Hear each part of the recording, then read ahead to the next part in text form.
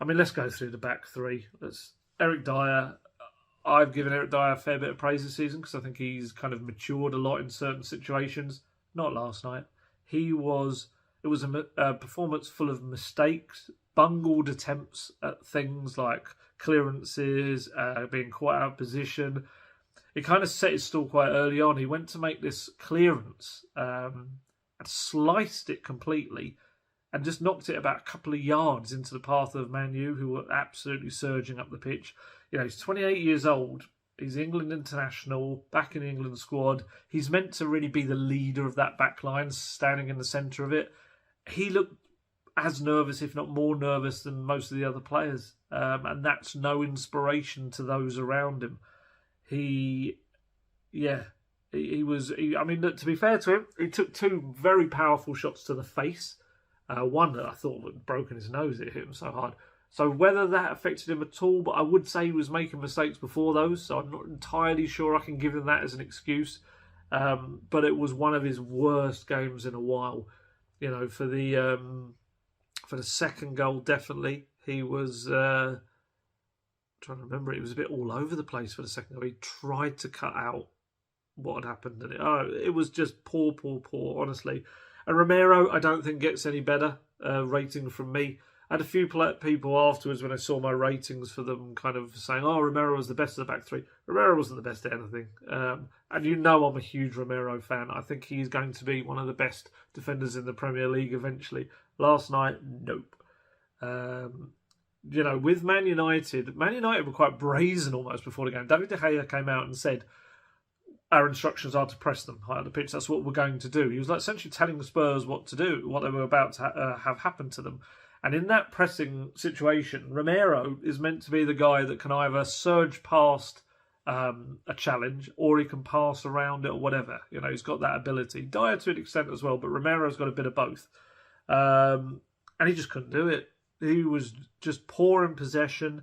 And I felt that every time he got himself out of position, he tried to do the worst of Romero, which are these lunging challenges, rather than the well-timed aggressive ones, like lunging, slightly reckless tackles.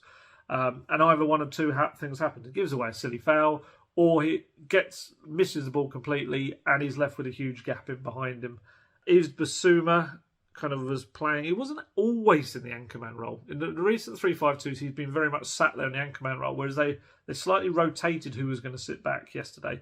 But Basuma didn't do his chances much good at all, or the 3-5-2 formation.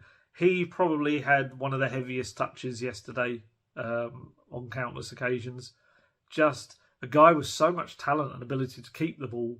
Just honestly, there were so many times when he'd take the ball and you think, oh, he's going to surge up the pitch, and he'd just take this touch that would send it miles forward to make it so much easier for a Man United player to come and get it.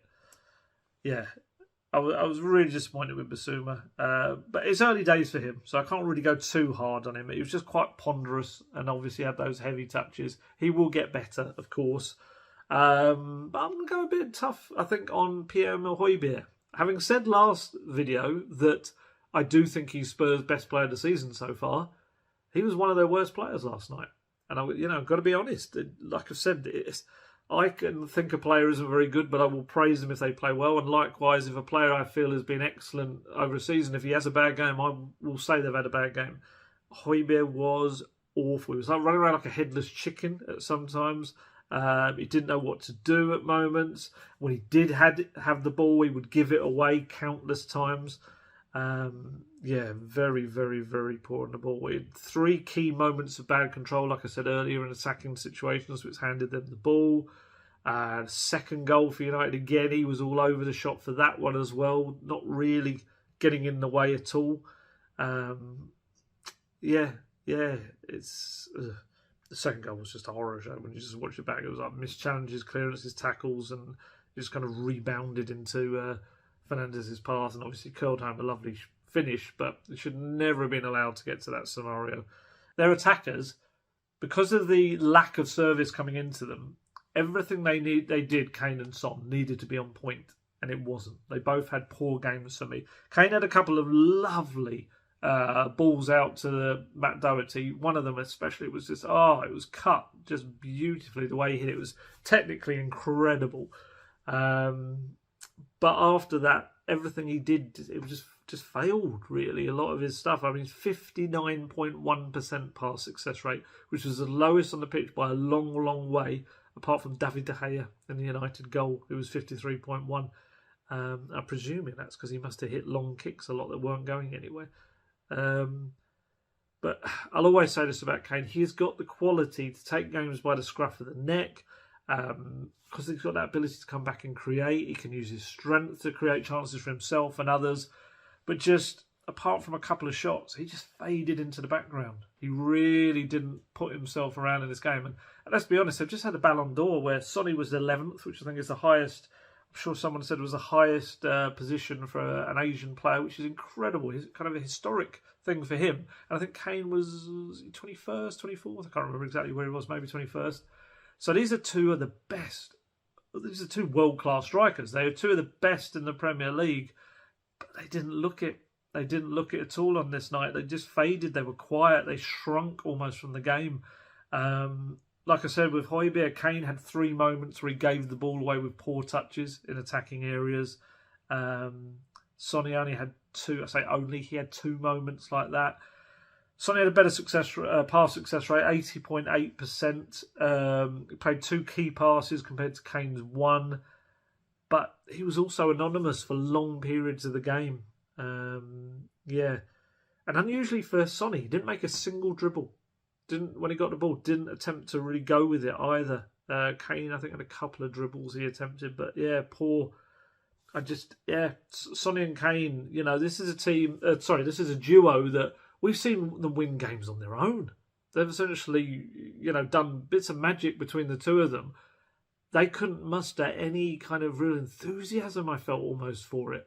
And look, there was one moment I think Sonny will look back on, and I think he'll be quite. I'm sure it will be a few moments, like all the players will. But I thought there was one moment I think he'll watch back today, and he'll have felt disappointed with himself. And what it was, look, Sonny is not a man who jumps for headers really, as in really puts himself about. I know he's not. That's just not his game. That's not really what he does.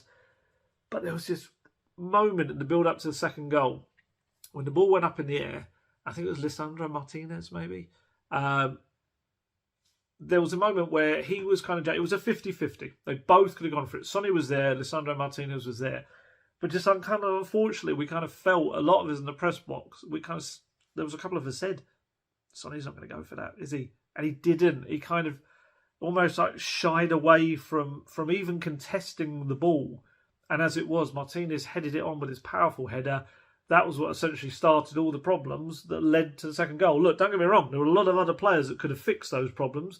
Højbjerg and Dyer both made mess-ups in the middle as the ball was coming through. Then Romero's tackle was a mess, and it kind of ended up sending the ball back to Fernandes to curl the ball home. But you just wonder if Son had just shown a little bit of desire to jump up and contest that. And he's not a small guy. I feel like he's taller than Martinez, I think. Because Martinez, isn't he quite a smaller centre-back? And even if he hadn't won the ball just to disrupt Martinez's attempt to head it down the pitch, perhaps that would have had a different end product. I don't know. Look, I'm not singling Son out because I think everyone bar Lloris was pants yesterday. Everyone. But I just feel like that is one moment that all of those players will have moments that they'll have watched back today on video, and they'll be like, oh man, that was awful. Like looking behind their hands, like, oh, I can't believe I did that. And I just feel for Sonny, that was his one.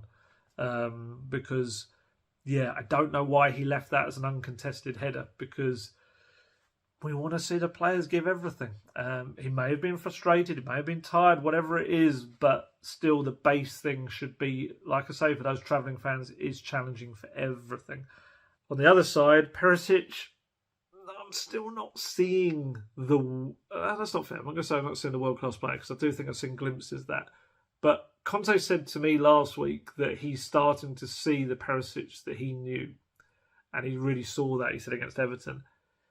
I'm struggling to see that consistently yet. For me, he's still looking like a guy coming back from a serious injury and a guy still adapting to a new team, which is fine, which is absolutely as it probably would be expected to be. But I don't know if Conte's saying that he is the Perisich we all know. I'm not seeing that yet. I think he had a few moments when he got down the left and he was pinging in some crosses, but he was wasteful as anyone else. He had 7 crosses and I think 1, I looked at the stats, found a Spurs player. His pass success rate was 78.1% compared to Doherty's 84.4%, and he also gave the ball away twice with poor touches. I felt Cess was unfortunate not to start, to be honest. I said this before, that every time Conte has had a big match, pretty much, he's played Sessegnon. And Sessegnon has repaid him with good performances. I think it's twice against Man City, twice against Liverpool, maybe against Chelsea as well, possibly as well. And he's always kind of come through for him in these big games. Whereas, yeah, even when he brought him on yesterday, he played him on the right. It was a bit like, it's just going to have such a little effect on that right-hand side. Whereas with Perisich, should really be able to play on that side. I did feel for Sessegnon. I think that was a little bit tough on him to take that. And I'd imagine he comes in against Newcastle. But with Perisich, it's not there yet for him. His partnerships with everyone. I know we spoke a bit about Sonny and his partnership last week, but I feel like his partnerships with everyone haven't really developed yet. Hopefully one who will get better and better. But yeah, I haven't seen it yet. I'm not going to say what all the fuss is about because he's a class player and he's won Champions League, he's won league titles everywhere he's gone. He is class, and Conte says he's one of the world's best as a wing backs. Then that's what he is. I just don't think it's happened yet at Spurs for me. Just more so moments.